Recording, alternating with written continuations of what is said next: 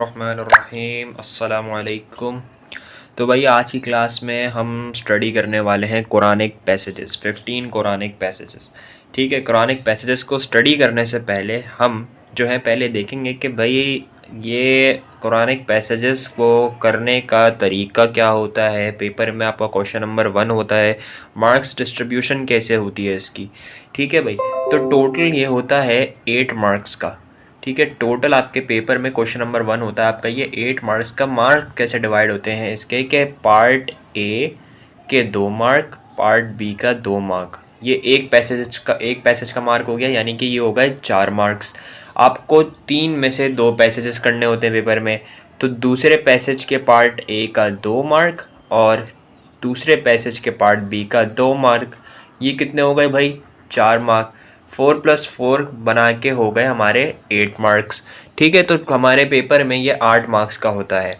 अब इसमें मार्क्स मिलते कैसे हैं बेटा? देखो, अभी हम पढ़ेंगे तो हम तो स्टोरी फॉर्म में पढ़ेंगे और हम इसको इस तरह से पढ़ेंगे कि मैं आपको सूरत के बारे में समझा रहा हूँ, लेकिन पेपर में आपको मार्क्स मिलेंगे कैसे ये मैं आपको ज़रा सा बता दूँ। तो देखो, पेपर में आपको मार्क्स ऐसे मिलेंगे कि इसमें 3 चीज़ें आपसे पूछी जाएंगी, 3 चीज़ें आपके एग्जामिनर देखेगा। सबसे पहला मेन थीम आइडेंटिफाई करनी होगी आपको, यानी कि मेन थीम क्या होती है सर? 3 तरह की थीम्स होंगी हमारे पास। First theme Allah in himself, second theme होगी Allah's relationship with the created world और थर्ड थीम हमारी होगी अल्लाह's मैसेंजर। ठीक है भाई, तो आपको मेन थीम आइडेंटिफाई करने का 1 मार्क मिलेगा। ठीक हो गया। अच्छा, ये होना 1 मार्क इसका मिल जाएगा, ये आपका आंसर में होना ज़रूरी है। ठीक है, आपके आंसर में अरबिक टर्म होनी ज़रूरी है। हर पैसेज की कोई ना कोई अरबिक टर्म होगी, अगर नहीं होगी तो एक अलग केस है, लेकिन ज़्यादातर होती है, तो ये भी आपको अपने आंसर में इंक्लूड करना ज़रूरी है। थर्डली, कुरानिक रेफरेंस बहुत ज़रूरी है। तकरीबन हर पैसेज में 15 कुरानिक पैसेजेस हैं हमारे पास, तकरीबन हर पैसेज में कुरानिक रेफरेंस गिवन है, तो हमें कुरानिक रेफरेंस इंक्लूड करना ज़रूरी है, कंपलसरी है, इसके बगैर मार्क्स नहीं मिलेंगे। और चौथी चीज़ होती है शॉर्ट बैकग्राउंड। ये शॉर्ट बैकग्राउंड हर पैसेज में नहीं होता, ये कुछ पैसेजेस में, जैसे कि ये सूरह नास में मिल जाएगा आपको, सूरह अलग में शॉर्ट बैकग्राउंड मिल जाएगा आपको। तो जिन सूरह में शॉर्ट बैकग्राउंड होगा उसमें मेंशन करना ज़रूरी है, वरना नहीं करना होता। लेकिन जिसमें होगा उसमें मेंशन करना ज़रूरी, नहीं करोगे तो मार्क्स नहीं मिलेंगे। अच्छा बेटा, अब देखना कि ये 4 चीज़ें अगर आपके आंसर में होंगी और इन 4 चीज़ों के अलावा आपने थोड़ा सा इररेलेवेंट सी चीज़ भी लिख दिया, थोड़ा सा अजीब सा भी लिख दिया कुछ, तब भी एग्जामिनर आपके मेन थीम में आपको 2 मार्क्स अवॉर्ड कर देगा। ठीक है, और अगर इन 4 चीज़ में से कोई एक चीज़ ना हुई तो फिर वो आपके मार्क्स काटने का हक रखता है। आप उससे सवाल नहीं कर सकते कि भाई आपने मार्क्स क्यों नहीं काटे, मार्क्स क्यों काटे आपने। ठीक है, फॉर एग्जाम्पल आपने मेन थीम लिखी, आपने अरबिक टर्म लिखी, आपने कुरानिक रेफरेंस और शॉर्ट बैकग्राउंड नहीं लिखा, तो एग्जामिनर आपका 1 मार्क काट सकता है, उसके पास हक है आपके मार्क का काटने का। ठीक है, आप चारों चीज़ें लिखो, आपको दोनों मार्क्स मिलेंगे। शॉर्ट बैकग्राउंड हर पैसेज में नहीं होता, सिर्फ कुछ पैसेजेस में होता है। अच्छा, अब इसका जो इम्पोर्टेंस है ना, मुस्लिम लाइफ वाला पार्ट होता है, उसमें एग्जाम्पल्स और बेनिफिट्स डालोगे तो आपको बहुत आराम से मार्क्स मिल जाएंगे, 2 मार्क्स। ठीक है, एग्जाम्पल्स और बेनिफिट्स नहीं डालोगे, कुछ भी रेलेवेंट लिखते रहोगे, 1 मार्क भी नहीं मिलेगा, याद रखना मेरी बात। ठीक हो गया भाई? चलो भाई, हम अपना पैसेज 1 स्टार्ट करते हैं। पैसेज 1 है हमारा आयतुल कुर्सी के ऊपर, और इंशाल्लाह इसको देखते हैं, इसकी मेन थीम को समझते हैं कि भाई सबसे पहले ये इस दफ़ा मैं आप लोगों के लिए पूरा सा इसको लिखा है। हर बार मैं लिखूंगा नहीं, हर बार मैं अपने नोट्स से पढ़ा रहा हूँगा, लेकिन इस दफ़ा मैंने इसलिए लिखा है कि मैं कुछ चीज़ें यहाँ पे आपको हाईलाइट कराऊंगा कि ये चीज़ें आपके आंसर में होनी चाहिए। ठीक है भाई, तो सबसे पहले अब आप आओ, पहले हम हाईलाइट करते हैं चीज़ों को, रीड करते जाते हैं, हाईलाइट करते जाते हैं। ठीक है भाई, आ जाओ। Main theme of this passage is Allah in himself. तो सबसे पहले आपको मेन थीम आइडेंटिफाई करना ज़रूरी है। Allah is alone in both entity and attributes. He doesn't have any relations, any partner associated like humans. ठीक हो गया भाई? Allah has perfect knowledge. He has knowledge of past, present and future. He neither needs to learn any knowledge nor does he forget old ones. Allah also knows what we reveal and hide in our hearts. It is said in Surah Anbiya, it is He who knows what is open in speech and what you hide in your hearts. तो ये क्या हो गया आपका बेटा? ये आपका हो गया कुरानिक रेफरेंस। ठीक है भाई, ये हो गया आपका कुरानिक रेफरेंस। इसका मार्क आपको मिलेगा, तो ये डालना बहुत ज़रूरी है। ये क्या हो गई बेटा आपकी, ये आपकी हो गई मेन थीम हो गई। ठीक है भाई, तो इसका मार्क आपको मिलेगा। अब आप आगे आओ। Moreover Allah is free of any weaknesses, he doesn't need any rest और any sleep. Lastly the word कुर्सी। अब देखो बेटा, ये वर्ड कुर्सी क्या है, ये अरबिक टर्म है आपकी, और इसका मार्क एग्जामिनर आपको देगा अगर आप अपने आंसर में लिखोगे। नहीं लिखोगे तो वो मार्क काट लेगा, उसके पास पूरा पूरा हक है। So the word kursi means seat, chair, and here it is translated as throne, authority of Almighty Allah, His kingdom and authority to heavens and the earth. Thus this passage signifies the unique attributes, knowledge and power of Allah. अच्छा बेटा, आपने ये notice किया कि मैंने 5 points लिखे हैं इसमें। कुछ में मैंने अल्लाह के बारे में बताया हुआ है, उनकी अल्लाह की क्वालिटीज़ बताई हुई हैं। फॉर एग्जाम्पल, आप पेपर में ये क्वालिटीज़ नहीं लिखते, आप अरबिक टर्म, कुरानिक रेफरेंस और आप जो हो मेन थीम लिख के आते हो, तो क्या मुझे 2 मार्क्स मिल जाएंगे? तो बेटा इसका आंसर ये है कि नहीं मिलेंगे। मैं तो नहीं दूंगा। इसलिए नहीं दूंगा कि अगर आप रिलेट नहीं करोगे। फॉर एग्जांपल, मैं कुरानिक रेफरेंस लिखना चाह रहा हूँ, अब मैंने इसको रिलेट किया हुआ ना, अगर मैं रिलेट किए बगैर लिख दूंगा तो ये इररेलेवेंट सा लगेगा, तो एग्जामिनर को भी ये इररेलेवेंट सा लग सकता है। लेकिन क्या पता एग्जामिनर मार्क्स दे दे। लेकिन हम तो यहाँ पे बैठ के तैयारी कर रहे हैं ना बेटा CIA की, तो जब हम तैयारी कर रहे हैं तो हमें प्रॉपर तैयारी करनी है, हमें कोई भी चीज़ छोड़ के नहीं जानी, प्रॉपर रिलेट करके चीज़ों को लिखना है, प्रॉपर याद करना है। आओ ज़रा सा इस पैसेज को हम समझें अपनी ज़बान के अंदर, यानी कि उर्दू ज़बान के अंदर। देखो, सबसे पहले तो मेन थीम हमने आइडेंटिफाई कर ली, अल्लाह हिमसेल्फ। ठीक है, अब इसमें बताया क्या जा रहा है कि भाई अल्लाह हमेशा से अकेले हैं, एंटिटी और एट्रीब्यूट्स दोनों में, यानी कि जो काम अल्लाह करते हैं वो अल्लाह अकेले करते हैं। अल्लाह के पास कोई पार्टनर नहीं है, कोई रिलेशन नहीं है, जैसे कि ह्यूमंस है। अब ह्यूमंस में क्या क्या रिलेशन है, हमारे माँ बाप हो गए, और मियाँ बीवी हो गए, बहन भाई हो गए, रिश्तेदार हो गए। लेकिन अल्लाह के पास कोई भी रिलेशन नहीं है। अल्लाह का ना कोई बेटा है, ना अल्लाह की कोई वाइफ है, ना अल्लाह का कोई फादर है, ना अल्लाह की कोई मदर है। अल्लाह अलोन है, हम सबका क्रिएटर है। ठीक है भाई, सेकंड नंबर पॉइंट पे आओ। अल्लाह के पास परफेक्ट नॉलेज है। अच्छा देखो, मैं पॉइंट्स भी आपके लिए हाईलाइट करता चाहता हूँ। ठीक है, ये आपको इस तरह आपके जहन में रहेंगे। परफेक्ट नॉलेज की बात करी आपने, ठीक है, अल्लाह के पास परफेक्ट नॉलेज है। अल्लाह के पास पास्ट की भी नॉलेज है, अल्लाह के पास प्रेजेंट की भी नॉलेज है, और आगे क्या होने वाला है इसकी भी नॉलेज अल्लाह के पास है। ठीक है, तो अल्लाह को हर चीज़ के बारे में पता है, क्योंकि वो मालिक है, वो खालिक है, वो सब कुछ जानता है। अल्लाह को कोई नॉलेज हासिल करने की ज़रूरत नहीं है, किसी की चीज़ को याद करने की ज़रूरत नहीं है, और ना ही वो पुरानी नॉलेजेस को भूलता है। जैसे कि हम लोग हैं, अभी आज आप मुझसे इस्लामियत पढ़ के जा रहे हो, पैसेज नंबर 1 और पैसेज नंबर 2 पढ़ के जा रहे हो। कल को जब मैं पैसेज 3 पैसेज 4 पढ़ाऊँगा तो आप पैसेज 1 पैसेज 2 भूल जाओगे। लेकिन अल्लाह पाक ऐसे नहीं है। अल्लाह पाक को जो पहले नॉलेज पता थी वो उनको आज भी पता है, वो पुरानी नॉलेज को नहीं भूलते, और ना ही उनको कुछ याद करना पड़ता है, क्योंकि अल्लाह जो है वो खालिक हैं, वो मालिक हैं, वो राज़िक हैं, और वो हमेशा से हैं। ठीक है भाई, अल्लाह को ये भी पता है कि हम अपने दिलों में क्या छुपाते हैं और हम अपनी ज़बान से क्या बोलते हैं, यानी कि ज़बान पे कुछ और दिल में कुछ और, जो कि मुनाफ़िक़त भी कहलाती है। सूरह अंबिया में अल्लाह पाक ने फरमाया, इट इज़ ही, यानी कि अल्लाह ही है जिसको पता है कि तुम अपनी ज़बानों से क्या बोलते हो और अपने दिल में क्या छुपाते हो। ठीक है भाई, फिर अल्लाह सारी वीकनेसेस से फ्री हैं, यानी कि उनको ना किसी रेस्ट की ज़रूरत है, ना उनको कोई बीमारी आती है, ना उनको कोई वीकनेस महसूस होती है, ना उनको सोने की ज़रूरत पड़ती है, क्योंकि अल्लाह इंसानों में से नहीं है, अल्लाह इंसानों को बनाने वाला है। तो अल्लाह को किसी भी तरह के आराम की ज़रूरत, बोलो भाई, नहीं है। ठीक है मेरा भाई, आगे बढ़ो। ठीक है, अब देखो यहाँ पे वर्ड कुर्सी को समझते हैं। आप लोगों ने देखा होगा ना, आयतुल कुर्सी में हम पढ़ते हैं, जब हम आयतुल कुर्सी पढ़ते हैं तो उसमें वर्ड कुर्सी आता है लाजमी। तो देखो, वैसे कुर्सी का मतलब क्या होता है, चेयर, सीट। ठीक है, किसी को हम बोलते हैं आप कुर्सी पे बैठ जाएं, लेकिन यहाँ पे अरबिक टर्म के अंदर कुर्सी को थ्रोन कहा जाता है। थ्रोन यानी कि अथॉरिटी, एक किंगडम, ठीक है, जो कि अल्लाह का पहले से है। ठीक है, अल्लाह के पास पावर है, अल्लाह के पास अथॉरिटी, अल्लाह के पास थ्रोन है। ठीक है, और अल्लाह के पास हेवेंस और अर्थ दोनों की थ्रोन है, दोनों का किंगडम है, यानी कि वो इस दुनिया का भी मालिक है, वो जन्नत का भी मालिक है। ठीक है भाई, वो हर तमाम जहानों का मालिक है। अब आखिर में हमने सिग्निफिकेंस बता दिया कि ये पैसेज क्या सिग्निफाई करता है, unique attributes of Allah, unique knowledge of Allah and power of Allah. ठीक है भाई, ये पैसेज क्या सिग्निफाई करता है, attributes of Allah, knowledge of Allah and power of Allah. आओ ज़रा मेरे साथ एक दफ़ा हम थोड़ा सा रिवाइज करें। Main theme of this passage, Allah in himself. ठीक है, अल्लाह के पास परफेक्ट नॉलेज है, अल्लाह को किसी भी वीकनेस नहीं होती, ना उसको आराम की ज़रूरत है, ना उसका कोई फैमिली रिलेशन है। ठीक है, वो जानता है कि अपने दिलों में क्या छुपाते हैं और अपनी ज़ुबान से क्या बोलते हैं। अरबिक टर्म कुर्सी हो गया इधर।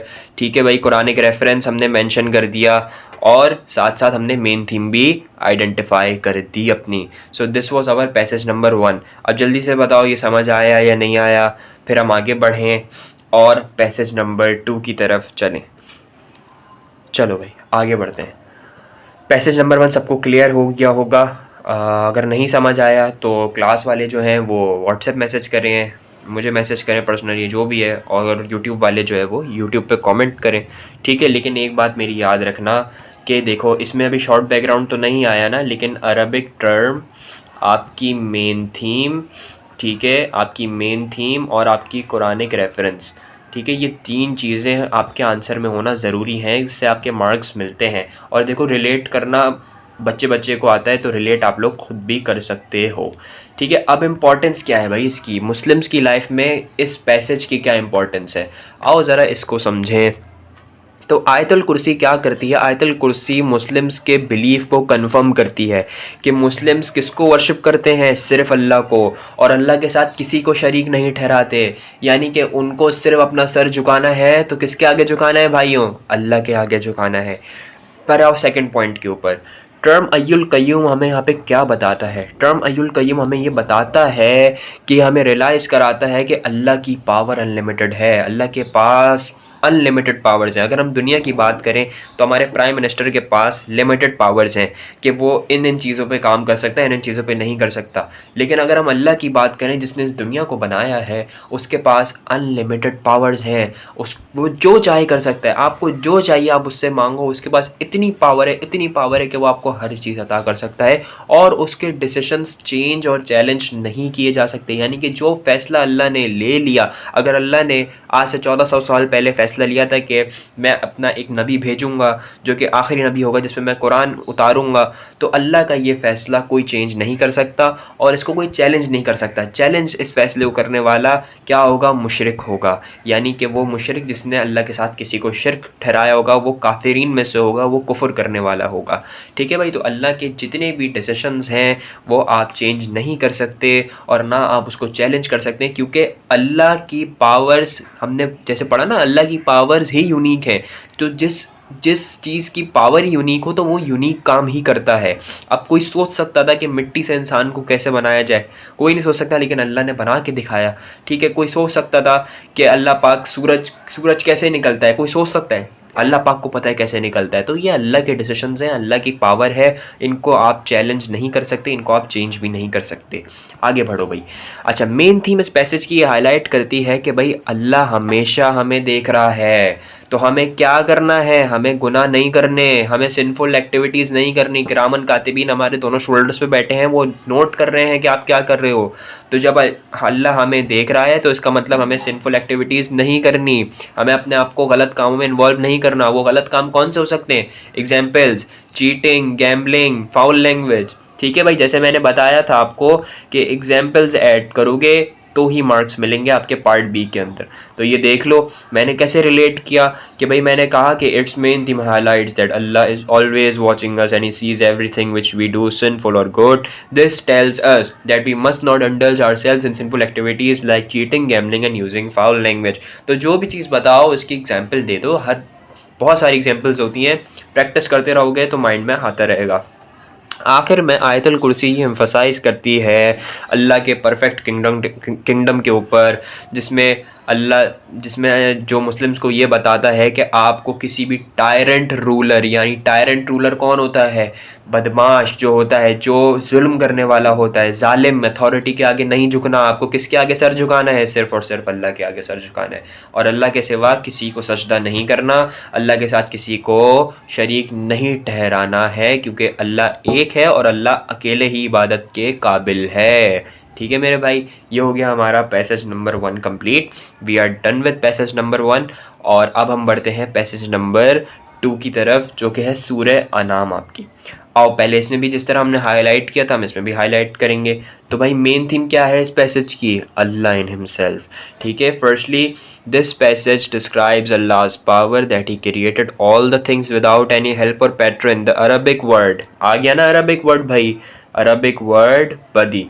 ठीक है, means who creates without any raw material to start with. ठीक है, यानी बदी का मतलब क्या है कि वो जिसने बगैर किसी रॉ मटेरियल के क्रिएट करना स्टार्ट किया हो, और बगैर किसी रॉ मटेरियल के कौन क्रिएट कर सकता है? सिर्फ अल्लाह। अल्लाह के सिवा ये काम कोई और कर ही नहीं सकता।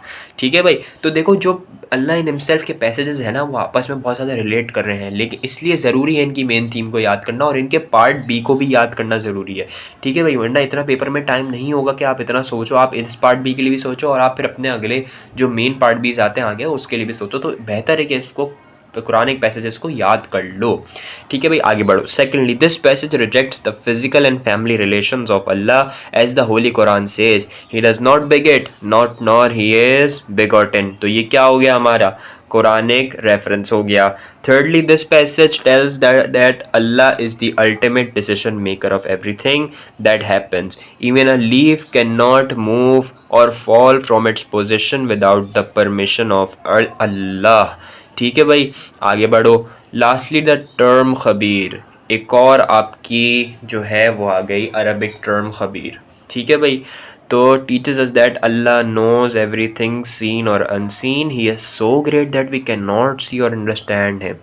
So this is the main theme of this passage. ठीक है, आओ ज़रा अब इसको अब अपनी ज़बान में समझें, क्योंकि देखो अगर मैं तुम लोग को उर्दू ज़बान में इसको नहीं समझाऊंगा ना, तो तुम लोग को ये याद करना मुश्किल होगा। ठीक है, अगर मैं इसको समझा दूंगा और तुम लोग इसके बाद बैठ के याद करोगे ना, इसको ऐसा माइंड में बैठेगा ये कि तुम लोग कभी भूलोगे नहीं। ठीक है मेरे भाई, तो आओ ज़रा हम इसको समझें।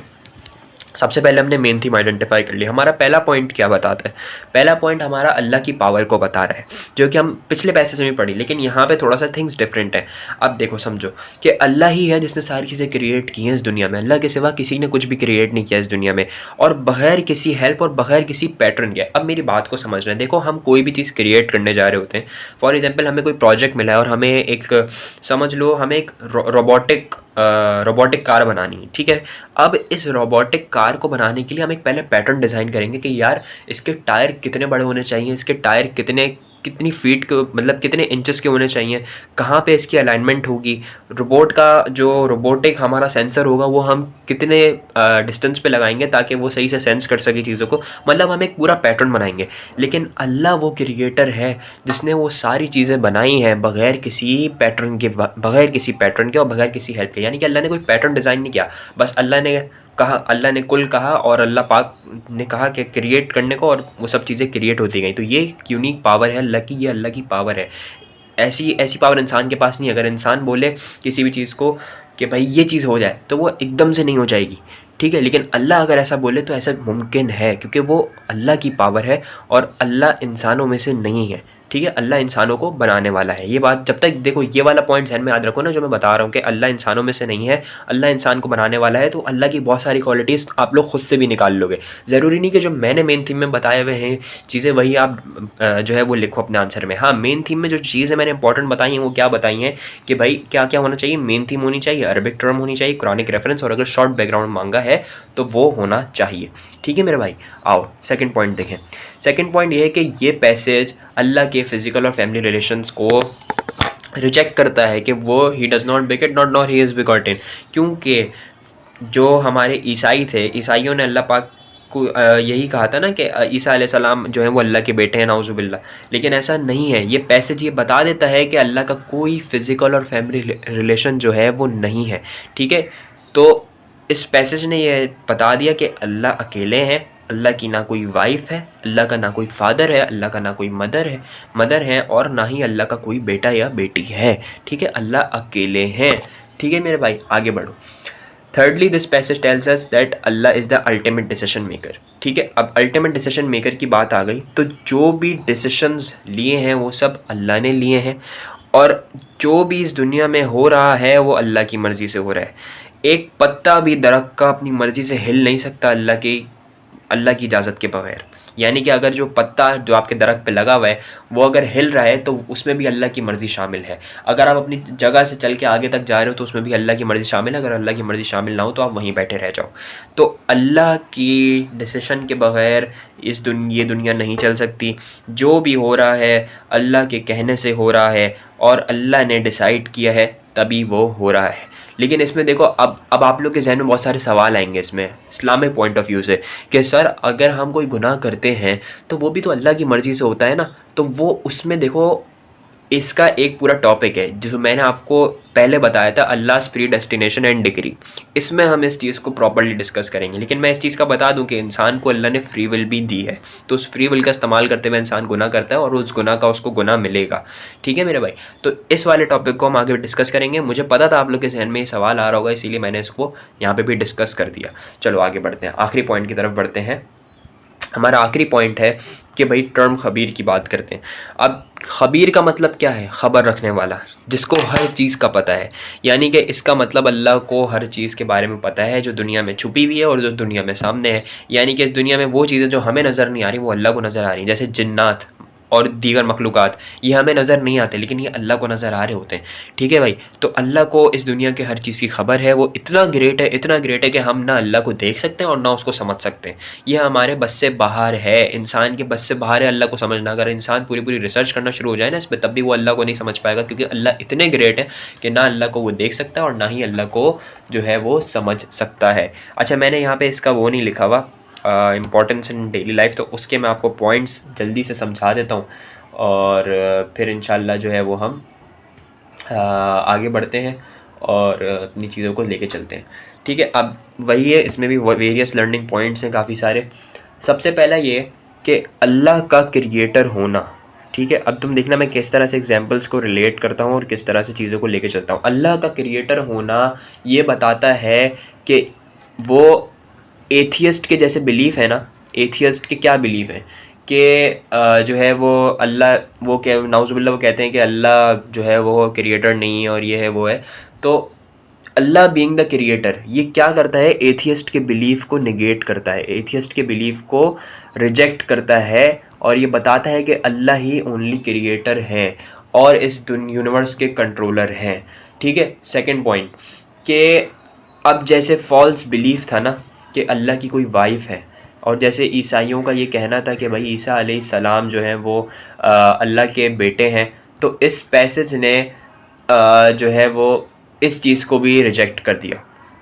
रिजेक्ट कर दिया अल्लाह's रिलेशंस। ठीक है, अल्लाह's फैमिली रिलेशंस, अल्लाह's के फ़िज़िकल और फैमिली रिलेशंस को इस पैसेज ने रिजेक्ट कर दिया। और ये हमने अपने इम्पॉर्टेंस इन डेली लाइफ में बता दिया कि इससे हमें ये पता चल गया कि भाई अल्लाह का कोई फैमिली रिलेशन नहीं है और ये सब फॉल्स बिलीफ हैं कि अल्लाह की वाइफ है नाउज़ुबिल्लाह, या अल्लाह का कोई बेटा भी है, लेकिन ऐसा कुछ भी नहीं है। तीसरी बात ये कि अल्लाह क्योंकि अल्लाह डिसीशन मेकर है, तो ये चीज़ हमें इंस्पायर करती है कि हमें जो भी चीज़ मांगनी है आस्क ओनली फ्रॉम अल्लाह। ठीक है, हमें जो भी चीज़ मांगनी है अल्लाह से मांगनी है। इसकी एग्जांपल्स क्या हैं? फॉर एग्जांपल हमें कार लेनी, हमें गाड़ी चाहिए, हमें अच्छी स्पाउस चाहिए यानी कि हमें अच्छी वाइफ चाहिए, या फिर हमें अच्छे ग्रेड्स चाहिए अपने एग्ज़ाम में, हमें इस्लामियत में ए स्टार चाहिए, तो हम किससे मांगेंगे मेरे भाइयों? हम अल्लाह से मांगेंगे। ठीक है मेरे भाइयों, और किसी के सामने सर नहीं झुकाएंगे। मेरे सामने आके नहीं बोलेंगे कि सर मुझे ए स्टार दे दें, सर मुझे ए ग्रेड दिलवा दें। मैं नहीं दिलवा सकता, मैं सिर्फ पढ़ा सकता हूँ, और ये मैं पढ़ा भी इसलिए सकता हूँ क्योंकि अल्लाह ने मुझे ये क्वालिटी दी है, अल्लाह ने मुझे ये पावर दी है कि मैं आप लोग को टीच करूँ और आप लोग खुद से अपनी मेहनत करके ग्रेड लेके आए। किसकी मदद से? अल्लाह की मदद से। तो हमें सिर्फ अल्लाह से मांगना है।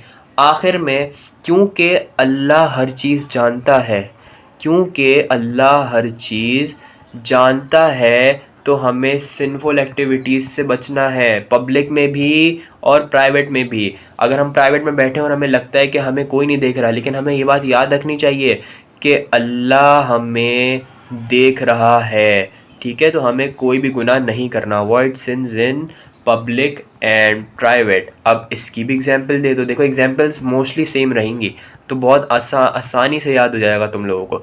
अब एग्जांपल्स क्या है? चीटिंग इन एग्ज़ाम, ठीक है भाई, फाउल लैंग्वेज, ठीक हो गया भाई। तो ये आपके सारे एग्जांपल्स हो गए। तो ये हो गया आपका इम्पोर्टेंस इन मुस्लिम्स लाइफ, ठीक है। अब देखो आज तो मैंने आप लोग को ये पूरा पूरा लिख के समझाया है ना, लेकिन अब अगली बार से हम नोट्स में देख रहे होंगे। जो चीज़ें यहाँ लिखी हुई हैं ये मेरे नोट्स में भी लिखी हुई हैं, ठीक है। हम नोट्स में से देख के फिर हम इस तरह के पॉइंटर्स बनाएंगे ताकि आप लोग को और आसानी से समझ आ सके, ठीक है मेरे भाई। तो ये थी हमारी आज की क्लास। कोई भी सवाल हो मुझसे पूछ लेना, बिला झिझक पूछ लेना। यूट्यूब वाले कमेंट में आ जाना, जो भी क्वेश्चन हो जो भी हो मुझसे पूछना, मैं हाजिर हूँ आप लोगों के लिए। और ये हमारी आज की क्लास कंप्लीट होती है। अब जो हमारी नेक्स्ट क्लास होगी वो हमारी दोबारा से history and importance of Quran की होगी, और इंशाल्लाह उसमें हम रेवलेशन ऑफ कुरान या फर्स्ट रेवलेशन देख रहे होंगे इंशाल्लाह। अपना बहुत सारा ख्याल रखिएगा। अल्लाह हाफ़िज़।